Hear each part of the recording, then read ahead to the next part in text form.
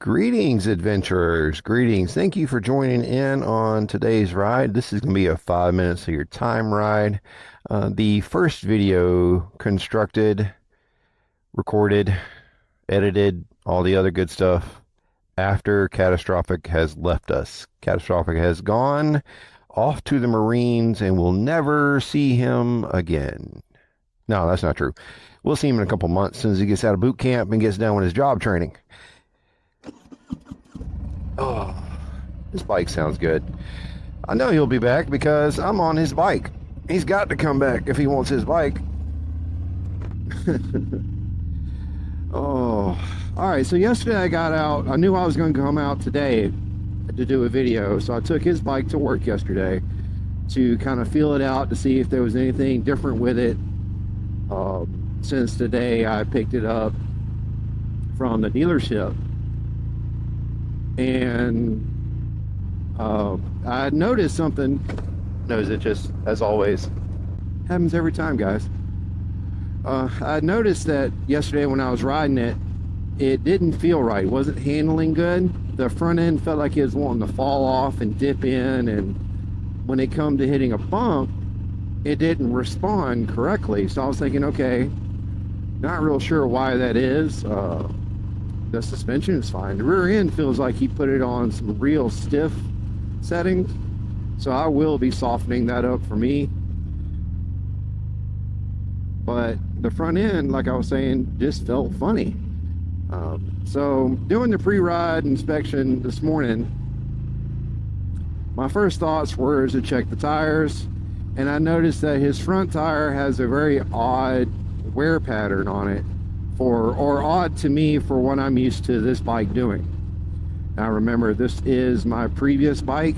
This is the bike we traded in on the Lowrider ST.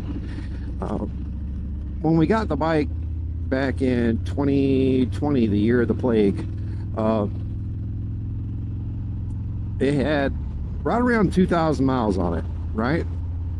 And when we purchased it back from Harley Davidson, it had, what was it, 4,300? No, 43,000. So I put around 40,000 miles on this bike myself. Now since then, Catastrophic has added another 4,380 some odd miles. Yeah, it's right there at the service interval too. So I knew something was off, something was wrong, and the wear pattern was not what it needed to be. So I was like, okay, let me throw the air compressor on it, see what the PSI is at, and adjust it a little bit, see if that changes anything. I hooked up to the front tire because, again, the front is where I was experiencing most of my issues. Oh, yeah, it stopped so much better. God, I don't feel like I'm going to drop it now. So I put the gauge up to it, the air compressor, and the tire, the front tire, guys, was at 17 pounds of pressure.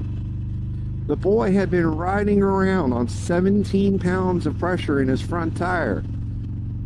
I swear he must have been watching some kind of off-roading videos where they tell you to air down your tires when going off-road. Jesus Christ.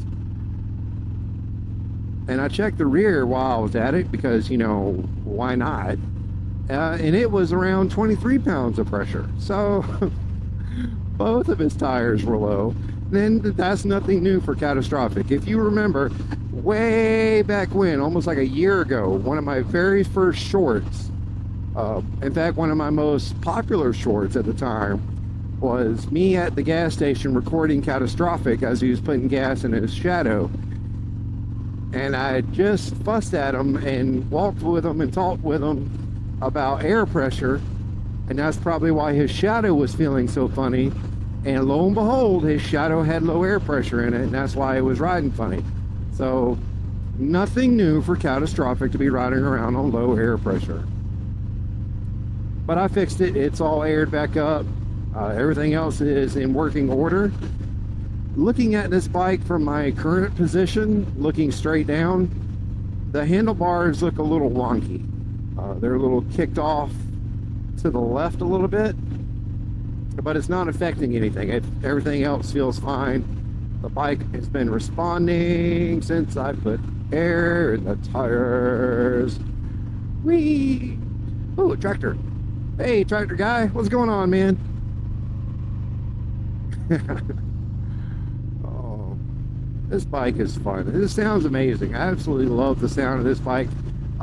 If you listen during the interview, my last video where I interviewed Catastrophic on his way to being dropped off at the recruiter's office, his plans for this bike, he wants to, hey buddy, he wants to tweak the motor, his words, not mine. And what he means by tweak the motor is he wants to take this 107, which really doesn't feel like a stock 107, I'm gonna be honest, but he wants to take this 107 and he's looking at the 131s, looking at a 135, looking at a 136. I mean, the options for him are endless as far as where he goes with it. He can build the motor up as it sits off the 107, or he can pull this 107 out, pull the transmission out, throw in a high performance dick killer if he so chooses. But it's all up to him and what he wants to do with it. I personally, I would do the 131 or jack it on up to, I think Moonshine Harley's been putting out a 145, if I remember correctly.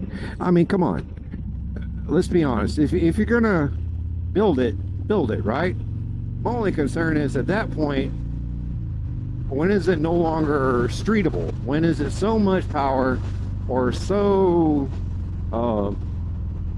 touchy, I guess, that you can't really get it out on the road, which is what I want to avoid, which I hope he tries to avoid. And he might just take this opportunity he's going to be having coming up and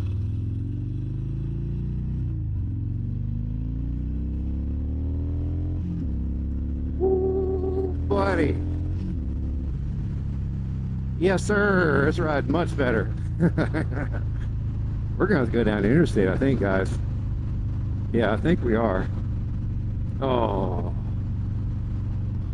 I forgot where I was after I got on it, but that's fine, that's fine.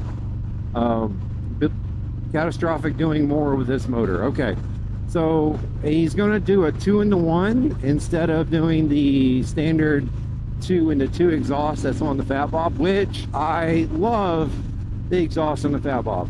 It's very unusual looking. Not a lot of Harleys have that exhaust, and on top of it, sounds amazing. It doesn't blow your ear out as you're riding 70 miles an hour down the highway in 5th gear, which, by the way, is what I'm doing right now. So let me slow down. There we go. But when you get on it, it's got some mean bark to it, and that's what I like. But he wants to do a 2-in-1 and tweak the motor to like a 131 or something. It's the world's his, you know. Whatever he wants to do with it, he can do it when he wants to do it, as he wants to do it. It's very odd not having him around the house. There's been a lot of times, and I think I kind of slipped into a depression. I didn't feel like getting out and doing any more videos. I didn't, even before he left, I didn't want to get out and record anything. I didn't really want to get out and ride. I just wanted to sleep. So I think I was fighting a bit of a depression. Much better now. If you can tell, I'm out and riding and having a good time. But there's been a lot of times where I'm looking at the house, looking around the house, and oh, he'll be coming through any minute now, or he'll be home soon, or whatever. And then I realized, oh yeah, he's not going to be home soon. He's home now. He's where he wants to be, which is what kids are supposed to do, y'all. So don't get it twisted. I understand why he is where he is and what he's doing,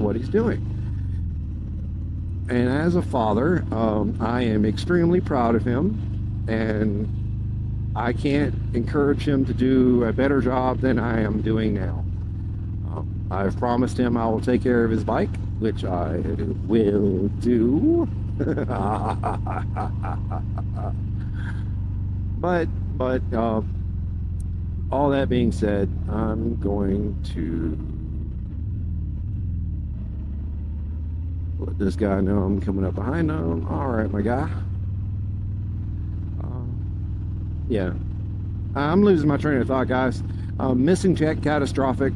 Hopefully we'll be able to do a video with him in a couple months when he gets out of boot camp and out of job training, when we take this bike to him or have him pick it up. I'm not real sure what we're gonna do yet. How that works out, I have no earthly idea. I've never had a kid in the military. This is my first one. So we're gonna find all that out, and I might end up going down a dirt road. Nope, not on his bike. If it was the ST, I'd do it, but it's his, and I don't want to mess it up or get it too filthy, because I had to wash this thing too, guys. I never washed it, but I don't want to leave it dirty for him, you know. So I'm going to come over here into the shade and in this video. Yep. All right, adventurers, I appreciate y'all coming in. I hope you enjoyed your time here with me today. If you will, go out and support my friends and family, the Forgotten Angels down in Tampa, Florida. Buddy Shep down there recently had a motorcycle accident. I haven't checked on him this week, but last I heard he was doing okay. He won't be needing surgery, but still reach out to Forgotten Angels, see how you can support him, see what you can do for him. The next camp out will be in October. I don't have the exact date yet, but it was usually around the end of October, around Halloween. So that's what we're looking for. I've got three Iron Legacy rides coming up. The Tifton chapter is trying to do their ride because it got rained out last month. The Edenton chapter and my friends down in Oak Park, they're doing their chapter ride too. So I'm going to post all those rides in the screenage here, guys. If you will, go show them some support too. And the Pawsome Southern Rescue, if you will. Pawsome Southern Rescue needs some help too, guys. So if you're able, see what you can do for them. Send them a can of dog food, a bag of dog food, a couple bucks, whatever you can do. All right, adventurers, I'll see y'all next time, and I'm going to pull back over because I've got that camera way too far up there to reach while riding. Tis would be unsafe. Let's try it this way. Yep, much better. All right, guys.